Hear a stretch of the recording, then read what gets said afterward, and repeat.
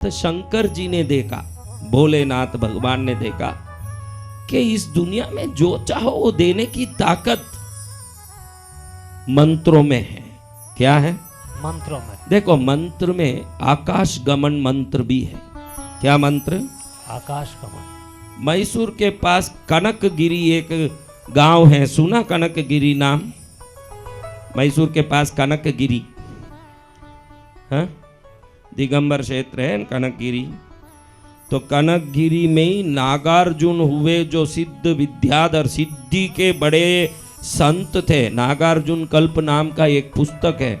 वो पुस्तक में ऐसी ऐसी जड़ी बूटियों का उल्लेख है, उन सब का रस बनाओ, पैरों में लगाओ, श्वेतांबरों में। उसको पाद लिप्त सूरी बोलते। पाद यानी पैर, लिप्त यानी लेपन करना। उस लेपन करने से ग्रेविटी फोर्स से हमारा शरीर छूट जाता है। अभी हम क्यों नीचे बैठे हैं भाई? भू आकर्षण शक्ति के कारण भूमि खींच रहा है, इसलिए हम बैठ रहे हैं। चंद्रमा में कोई बैठेगा क्या? क्या करेगा? उड़ेगा। उधर भू आकर्षण शक्ति नहीं है। और ऐसी चीज आप शरीर में लगा लो जो आपको ग्रेविटी से कोई असर नहीं करवाता हो, तो आप भी उड़ने लगते हो। ये उड़ने की जो वस्तु है उसको आकाश गमन विद्या बोलते हैं। श्वेतांबरों में इसको पादलुप्त सूरी बोलते हैं। पादलिप्त सूरी संत हुए जो पैरों में वो रसायन लगा लेते थे, तुरंत शरीर से वो भू आकर्षण शक्ति से संबंध छूट जाता, जहाँ चाहे वहाँ उड़ते थे। उन्हीं को नागार्जुन सिद्ध पुरुष बोलते हैं दिगंबरों में। क्या बोलते हैं? नागार्जुन सिद्ध। अब बोलो, आप 2 किलो सोना लेके उड़ने की विद्या ला सकते हो? नहीं गुरुदेव। 100 किलो? नहीं गुरुदेव। 1000 किलो? नहीं गुरुदेव। अब दूसरा है परकाया प्रवेश। क्या है? परकाया प्रवेश यानी मेरा शरीर अच्छा नहीं लग रहा है थोड़ा। आप आजकल आपको घर अच्छा नहीं लगता है ना, सब बेंगलोर में रहने वाले कहते हैं सेकंड होम चाहिए। क्या चाहिए? Second home. सेकंड होम किस लिए भाई? संडे में छुट्टी के दिन होस्कोटेक की तरफ उधर जाएं, उधर 2 दिन रह के आए अच्छे से बंगले में।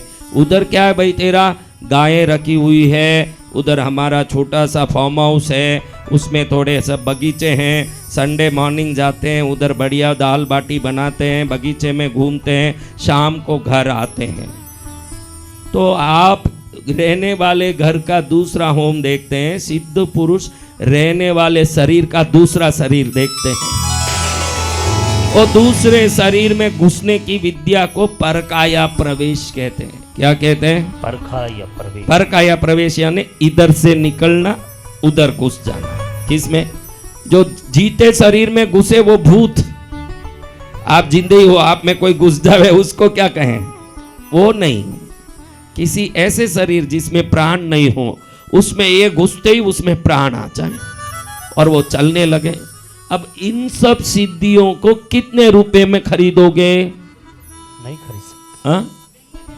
दूसरा है रूप परावर्तन। क्या है?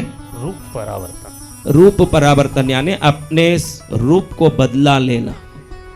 तोते में, कुत्ते में, गाय में, पक्षी में, घोड़े में एक रूप बदला के खड़े हो जाना। इसको क्या कहते हैं? रूप परावर्तन। कितना किलो सोना दे के रूप बदल लें?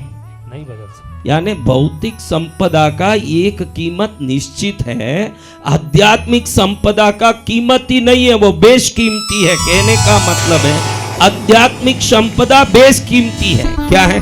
बेशकीमती। बेशकीमती यानी अमूल्य। तो शंकर जी ने देखा कि ये तो अमूल्य वस्तु है, बहुत बड़ी बड़ी। देखो, आपको भी बताऊं माताओं, हमारे इस धर्मों में बिच्छू काटने, आपने भी सुना होगा, सांप काटे। आज भी ये छोटे खेड़े में लोग होते हैं, सांप काटे का मंत्र पढ़ते हैं और जहर उतर जाता है। मंत्र पढ़ते ही जहर उतरता, आपने सुना है? जी भगवान। जहर उतारते हैं मंत्र से। सुना तो होगा, देखा तो नहीं होगा, तो भी सुना तो है आपने। सुना है भगवान। तो जहर उतरता है मंत्र से। तो समझो कि एक मंत्र से जहर उतर सकता है, तो एक मंत्र से दुख भी उतर सकता है। तरह तरह के मंत्र, एक में जहर उतर जावे, एक में दुख उतर जावे, एक में दरिद्रता उतर जावे, एक में तकलीफ उतर जावे, एक में रोग उतर जावे। ऐसे विभिन्न मंत्र हैं। शंकर जी ने देखा कि इसने विभिन्न मंत्र हैं, कोई अयोग्य के हाथ में पड़ जावे तो, कोई गलत आदमी के हाथ में पड़ जाए। देखो पुराने जमाने में इस राजा को उस राजा को जीतना है, वो देश को जीतना है, तो लड़ाई होने, लड़ाई में विजय पाने के भी मंत्र होते थे। उच्चाटन मंत्र, विद्वेषण मंत्र, उस राजा को पागल कर देवे। दो सामने से आके अपने को परेशान करने आ रहा है, उस राजा को पागल कर दे, उसको भगा दे। अभी एक देश में करोड़ों लोगों की प्राण रक्षा के लिए एक राजा को भगा दे तो गलती नहीं है ना, लेकिन उसी मंत्र को पड़ोसी पर तुम डाल दो तो कर सकते हैं ना। कोई गलत आदमी, अयोग्य आदमी गलत उपयोग कर सकता है ना। तो शंकर जी ने सोचा कि ये जो ऐसे प्रयोग हैं ये किसी गलत आदमी पर ना लग जाएं, इसलिए इन सब मंत्रों को कीलित कर दिया। कीलित यानी ताला देना। क्या कर दिया? ताला देना। ताला दे दिया मंत्रों का।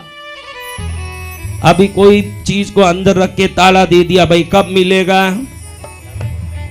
जब चाबी मिले। तो मंत्र शास्त्रों में इसको उत्कीलन कहते हैं। अच्छे से समझ लो, क्या कहते हैं? उत्कीलन। उत्कीलन यानी जो ताला दिया हुआ वस्तु है उसको खोलना। हर एक ताले की एक चाबी होती है, तो हर एक मंत्र का एक उत्कीलन मंत्र होता है। क्या होता है? उत्कीलन मंत्र। तो आपको उत्कीलन मंत्र पता है? पद्मावती का उत्कीलन मंत्र क्या है?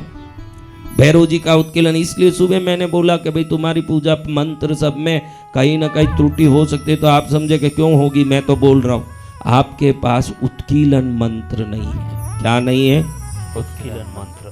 तो शंकर जी के पास देवता, ऋषि, मुनि सब गए कि प्रभु अच्छे व्यक्ति भी इसमें फंस गए हैं, जो अयोग्य हैं उनसे तो रक्षा हो गई मंत्र की, लेकिन जो करना चाहते हैं, सच में कोई भला करना चाहते हैं, इन मंत्रों में ऐसे मंत्र भी है। देखो जैन धर्म में एक मंत्र है। क्या मंत्र है? ओम अरहम उत्पत्त उत्पत्त स्वाहा। क्या मंत्र है? ओम अरहम उत्पत्त। ऐसे बोलते ही रहोगे तो इतना धन उत्पन्न होगा कि जिसका कोई सीमा नहीं। क्या मंत्र है? ये वृद्धि का मंत्र है, शास्त्रों में दिया, ये उत्पत्ति करने वाला मंत्र। ओम अरहम उत्पत्त उत्पत्त स्वाहा, ओम अरहम उत्पत्त उत्पत्त स्वाहा, ऐसे बोलता रहता है तो शासन देवताओं के कृपा से उस जगह में धन का ढिगला होने लगता है। क्या होता है? ढिगला। ढिगला। किसको ढिगला करना है? हम सभी को जगत गुरु भगवान। हाँ, यही ढिगला करो, ले जाने का ढिगला भी करो थोड़ा। जी भगवान। जो जाओ उस समय ले जाएं, हाँ, उसका भी ढिगला करो। जी भगवान। हम टेलर से लड़ने जाते हैं, जो लंगोट सीने दिया उसमें तुमने सिलाई बराबर नहीं की, लंगोट की सिलाई में साइड में डोरा सही नहीं लगा है, स्टिचिंग सही नहीं लगा, हमको पता तक नहीं चलता है कि इतना लड़ाई करके जो कर्म बांध रहे हैं वो अलग, जिस लंगोट की इतनी झगड़ा कर रहे हैं वो लंगोट भी हमारे साथ नहीं आने वाला है। दूसरा तो साथ आवे जो आवे, लेकिन ये लंगोट भी साथ आने वाला नहीं जिसकी झगड़ा कर रहे हैं।